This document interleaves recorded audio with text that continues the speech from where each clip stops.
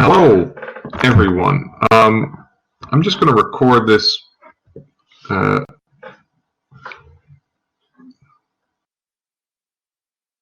just going to record this little explanation again about orthographic projections and how you're going to use them to produce a multi-view drawing with dimensions that can help you then fabricate something. Okay, so I'm going to share my screen. I'm going to go through this process. I'm going to show you a couple things once more,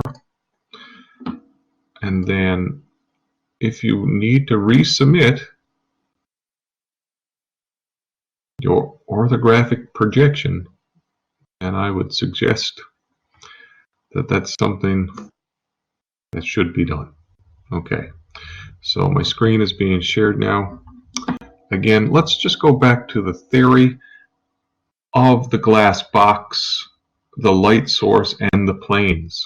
So I'm going to bring up this YouTube video again. All right, and the idea, as you can see here, is that you have an object in a pretend cube, a glass cube, and that if you shined a light on the other end of these objects, you will get a projection on the plane opposite of the light, perpendicular to the light. And now there are 6 planes in a cube, but we really only need 3, and typically we use the top, the front, and the right side, and that's completely independent of how you put that object in the box. In this case, when we unfold these 3 planes or 3 sides of the cube, let's just go back there a tiny bit. Okay, we are unfolding the top, the front, and the right side of the cube.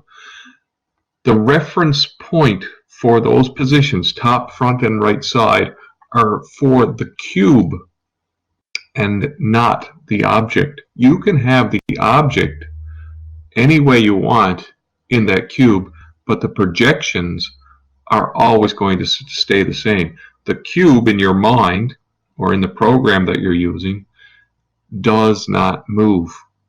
It is stationary. It's a fixed point.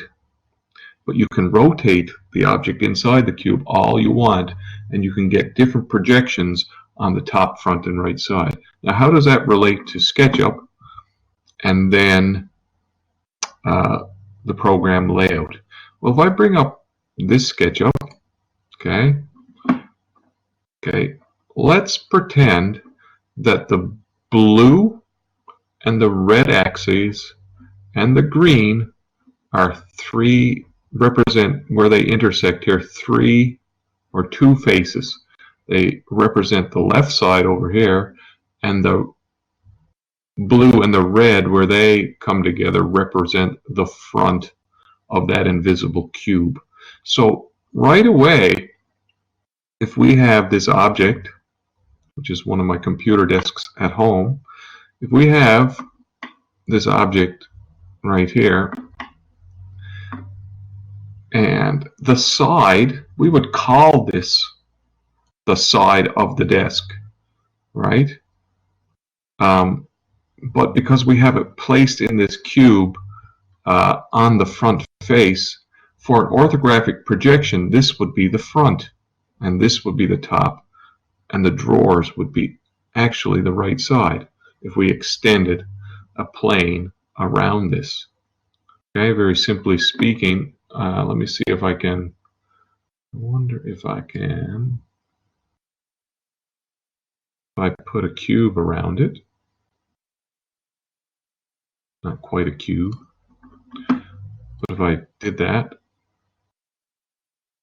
and then I use my X-ray view, here it is. Okay, it's a bit long. Let me make it a bit shorter so it's actually more like a cube.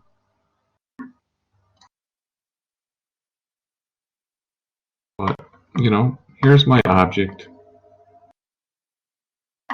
Oops. Here's my object in a cube. And you can see if we took a flashlight and shined it from the back end onto here, we will get a projection onto the front. If we did it from the bottom, we will get a projection onto the top, and we will get one on the right side. And then we could unfold this. I mean, so if I was to move this into layout, this is going to be the front, this is going to be the top, and this is going to be the right side. Now, mentally, I could leave it like that, and then I could mess with the standard views to get it manipulated in layout the way I want it. But it's much easier. It's much easier if you orient your model the way that you want it in SketchUp first. So if I really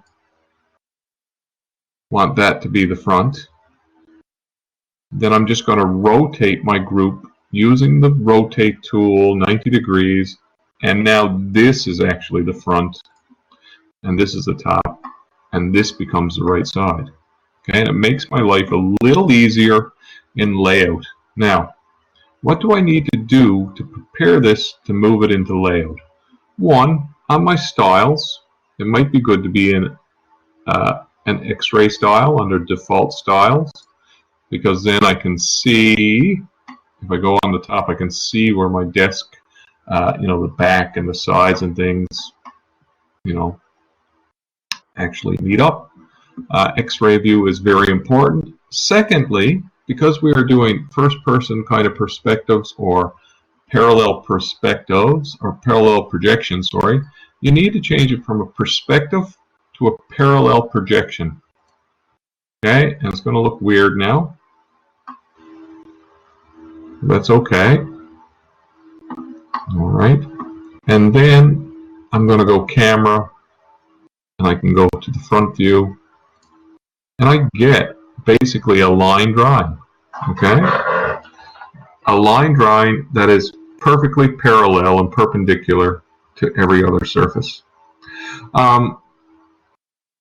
So that's how you would prep an object in SketchUp, in relation to that imaginary cube that we place things in. So I'm going to go File now, save this, and then I'm going to go File,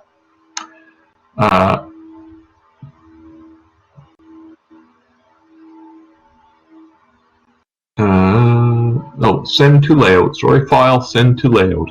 I was missing that. Yeah, so we're just going to send it into layout. You guys have already saved your template, so I'm going to save.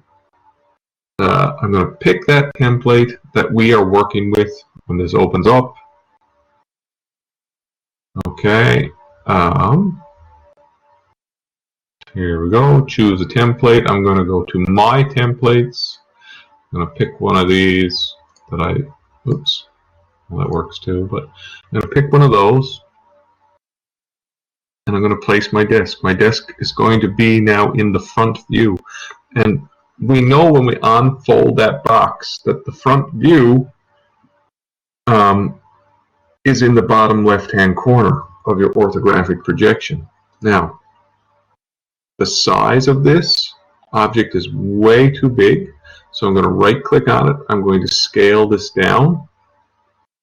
Okay, it's some custom scale of 1 to 5 or something like that. I'm going to try 1 to 8.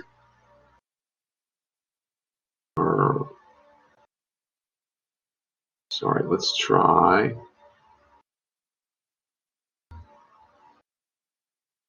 Yeah, let's try 1 to 8. That still might be a bit big. No, I think it'll be fine. I'm going to move in the bounding box a tiny bit so I have some room to play. Okay, should be fine.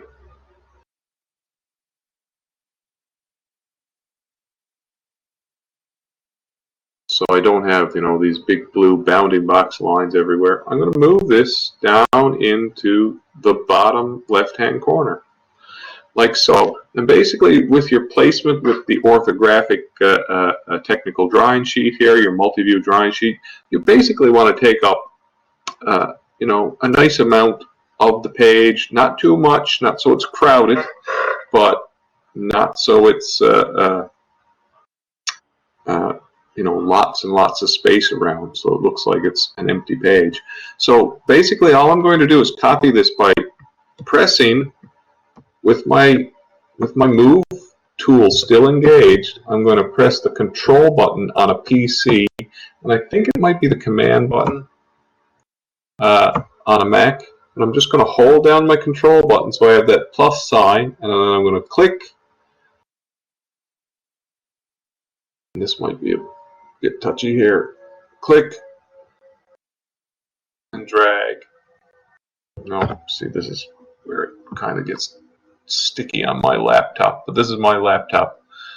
Nothing to do with the actual process. There we go. Okay. And what we're going to absolutely make sure is this. Okay. Oh, see, I did make a copy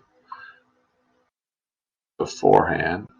It just got on top of one another. So this is super important because we are unfolding that box. That this line, this right side has to line up perfectly parallel with this right side. Same with this left side and the edges of the top. So I'm just going to right click on this, and then I'm just going to go to standard views. I'm going to go to top, and there's the top, and see I have multiple objects. It's fine. So there's the top, and the side should line up. I think they do. There we go. I think that's better. And then I'm going to take this side. I'm going to control click and drag this out. And to keep it parallel, I need to keep it on the red axis. Okay. And again, my apologies for my laptop. I have it now. I have two now.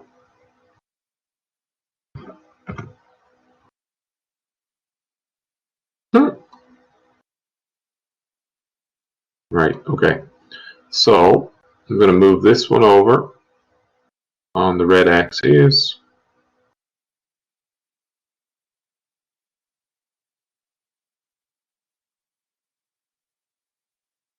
There we go. It needs to come up a bit to match that.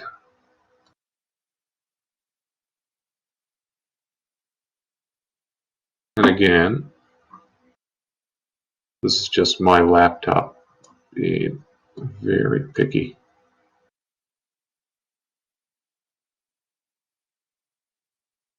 Like that one. Just do it again. Because when you actually control click and move this,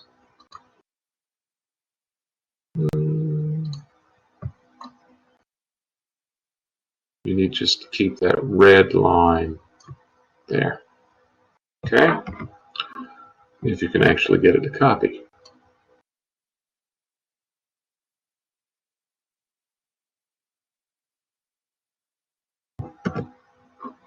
I will change it right here. Again, this is a function of my laptop, not how it should be working. So I'll just change the view right now to the right. And there you can see it. And then when I move the right object, I just need to make sure that the red axis is selected. Okay? And that will move it over in perfect parallel. So I can see my top front and right side views. I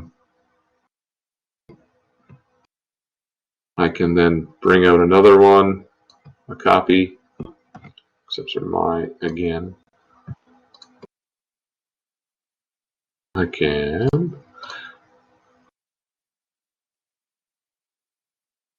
change the third copy to the isometric, or the fourth copy, or no, the third copy, and move it up here.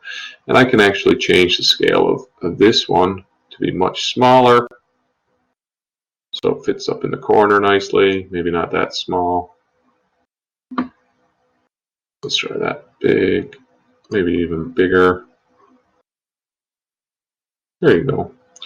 So we have our top, our front, our right side, and isometric up here.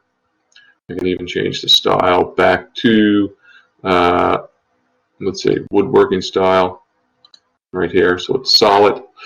And then I need to do my title. Okay. My title, basically all we're going to do is click in here. Okay, let's get this out of the way a tiny bit. There we go. Just click on your thing, on your drawing title, and say computer desk, or whatever it is.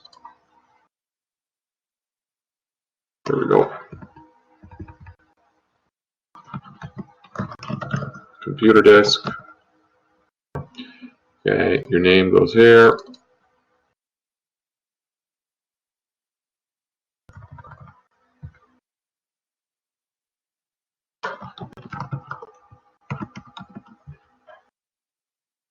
All measurements for this will be in inches. And we're going to talk about dimensions now, because dimensions were an issue for some people.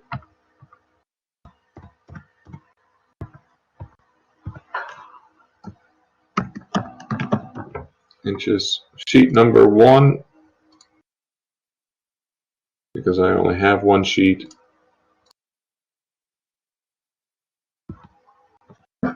Sheet 1, you can put the year in here, and then the scale, I do believe, was what? 1 to 8. So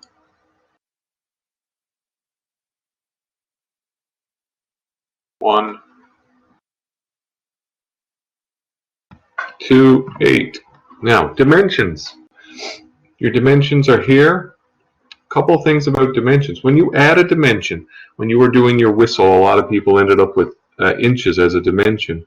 You can go to File, Page Setup, and before you start working, File, Document Setup, and you can go to Units and turn this to millimeters before you start dimensioning. Otherwise, you have in your default tray under dimensioning style, you can change individual dimensions right here from fractional to inches, millimeters. So you want to dimension all the major parts. Okay, heights, widths, things like that. Okay. Whoops, what happened to my scale down here?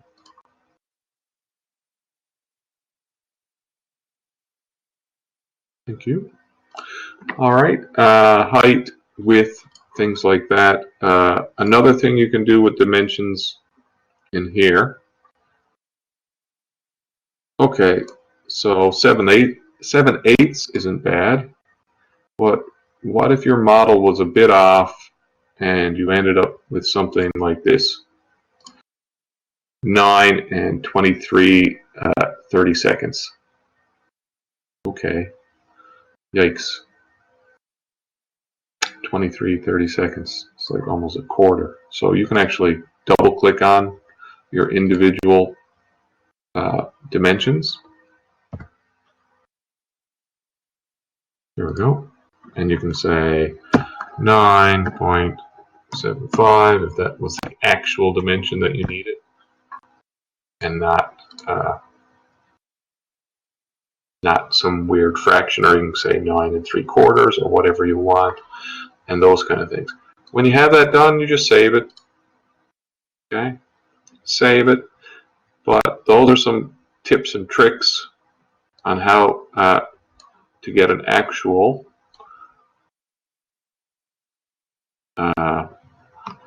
accurate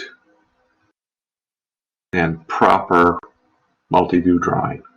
Okay, it's all about thinking about being in that box, making sure that what you think is the front is facing the front in SketchUp, and then just making parallel. Make sure everything's in parallel projection before you bring it into layout in X-ray style, and then basically you're just going to be cutting and pasting or using your control button and making sure that they go out in perfect that they're parallel and perpendicular to each other, that you can't unfold something and it wouldn't, if you unfold it like in that box, like this would not be acceptable, because the top is not lining up with the top and the bottom is not lining up with the bottom, and the right side is nowhere near the right side, and the left side is coming down here. So this would not be an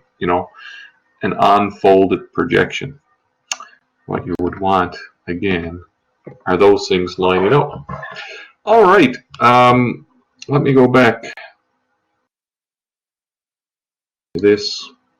Like I'm saying, you want that to be unfolded perfectly, where the right side lines up with the right side, the top lines up with the top, and so on and so forth. Okay, so that's pretty much it. Oops. Okay, that's pretty much it. If I'm going to send people an email that need to redo their orthographics, and then you guys can watch this. All right. Bye.